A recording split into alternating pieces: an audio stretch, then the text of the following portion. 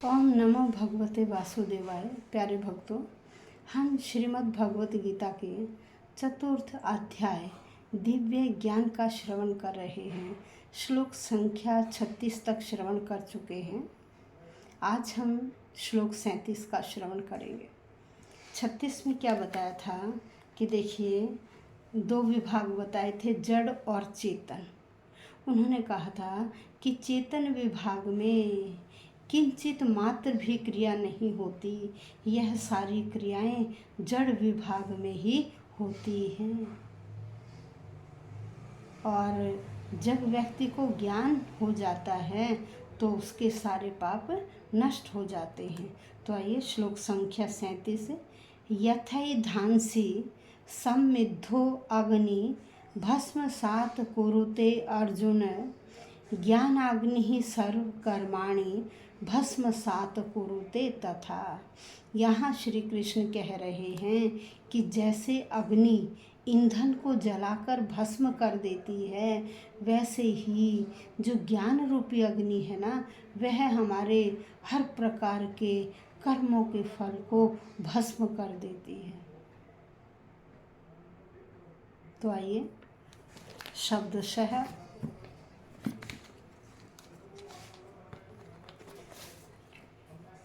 यथा जिस प्रकार से ए धांसी का मतलब होता है ईंधन को, जिस प्रकार से ईंधन को समिद्ध का मतलब होता है जलती हुई, अग्नि भस्मसात् कुरुते भस्म कर देती है। अर्जुन हे अर्जुन, जिस तरह से जलती हुई अग्नि ईंधन को भस्म कर देती है, तथा वैसे ही ज्ञान रूपी अग्नि सर्वकर्माणि हर प्रकार के कार्यों को, सब प्रकार के भौतिक कर्मों को या भौतिक कर्मों के फल को भस्मसात् कुरुते भस्म कर देती है, उसकी राख बना देती है। यहाँ कहते हैं कि जैसे जलती हुई अग्नि ईंधन को भस्म कर देती है, उसी प्रकार से हे अर्जुन, जो ये ज्ञान रूपी अग्नि है, यह भी हमारे समस्त कर्मों के फलों को भस्म कर देती है। यहाँ पर आत्मा और परमात्मा संबंधी जो पूर्ण ज्ञान है उसके बारे में बताया गया है कि पूर्ण ज्ञान तथा उनके संबंध की यहाँ तुलना अग्नि से की गई है।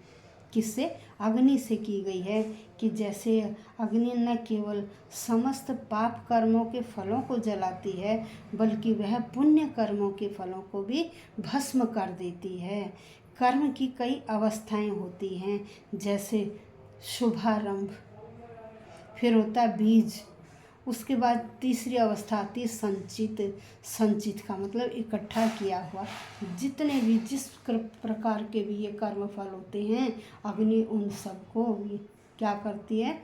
ज्ञान रूपी अग्नि उन सबको नष्ट कर देती है।